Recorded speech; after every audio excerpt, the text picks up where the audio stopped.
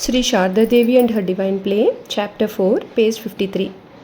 Sometime after the middle of March 1872, Sharada, her father, and several women started their journey to Calcutta.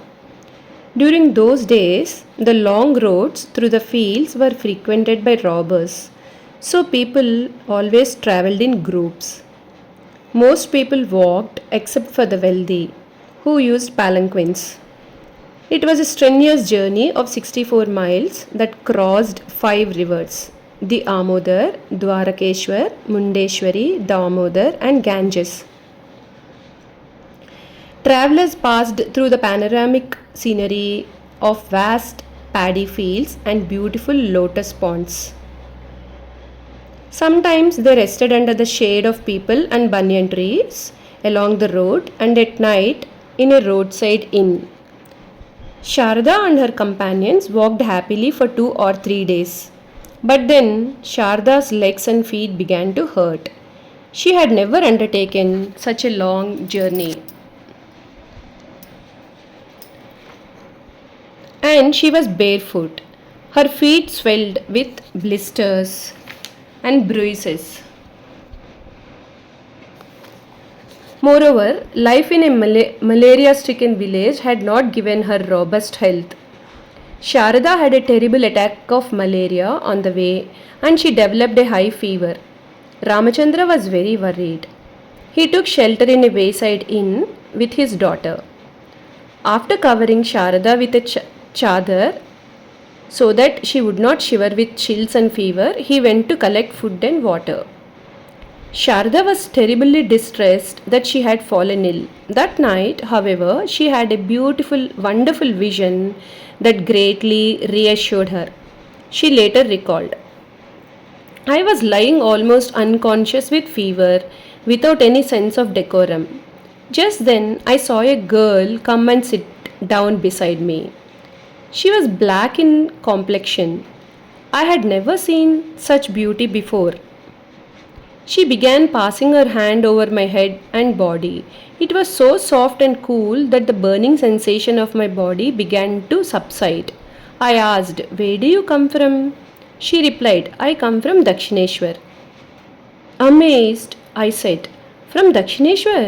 That's where I belong to see my husband and to look after him. But now I have this fever, and perhaps I shall never see him again.' 'What are you saying?' said the girl. 'Of course you will get to Dakshineshwar. As soon as you are better, you shall go to him.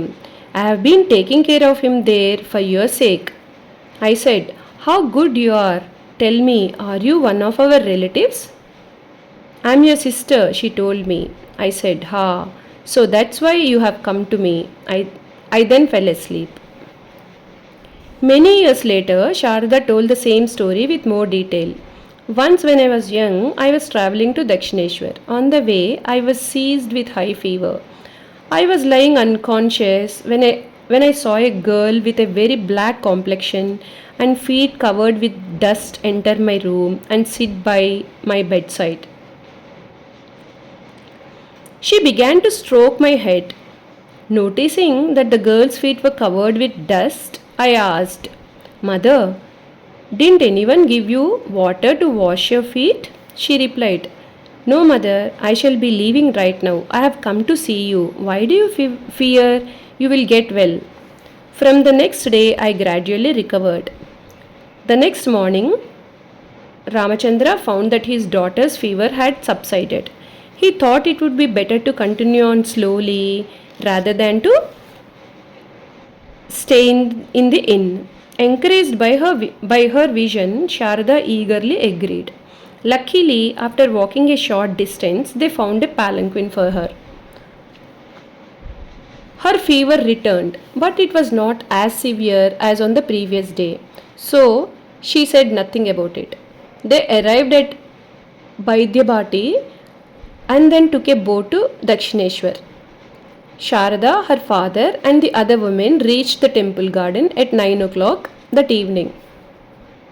As Sarada alighted from the boat, she heard the master say to Hriday, "Oh Hriday, this is her first visit. I hope the hour is auspicious."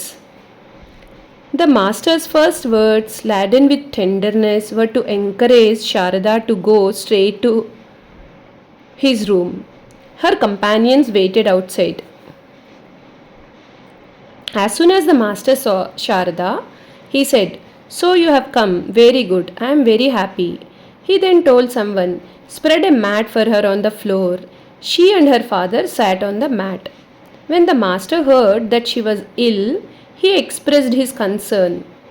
In an apologetic tone, he said, "You have come so late. Alas, my mother is no longer alive to look after you. With his death, I feel as if I have lost my right arm." After that introductory conversation, Sharada wanted to go to the Nahbat concert tower, where her mother in law was staying. The master said, "Oh no, stay in my room. It will be inconvenient for the physician to see you there." It was almost 10 o'clock at night and dinner was over. There was no cooked food available. At that time, Dakshineshwar was a remote village and there were no restaurants. Hriday brought 2 or 3 baskets full of puffed rice to Sharada and her companions for supper. A separate bed was made for Sharada on the floor in the master's room, and it was arranged that one of her companions would spend the night with her. Her father and other companions stayed in the Nahbat and other rooms in the temple complex. One can imagine what was going on in her mind while lying in her husband's room. Although Sharada was exhausted by the fever and the long journey, she must have been relieved to find that her husband was not insane. He seemed normal and rational, loving and caring. His cordial welcome eased her anxiety and uncertainty. Her godlike husband had not forgotten her, and he was as gracious as before. For the past 4 years, ignorant and worldly people had spread vicious rumors. Although Sharda had been tormented by the village gossip, she now realized that some good had come of it. It had ultimately led to a happy reunion with her husband. Moreover, Sharda must have been apprehensive about how the master would receive her. She knew that he had taken monastic oaths from Totapuri in 1864. A monk renounces his family and his wife. She had perhaps expected to be rejected, which would have been unbearable for a devout and faithful wife. This apprehension disappeared when she found that the master let her sleep in his room and intended to arrange for medical treatment. Overwhelmed by her husband's love, compassion, and kindness, Sharda joyfully fell asleep. Jai Ma.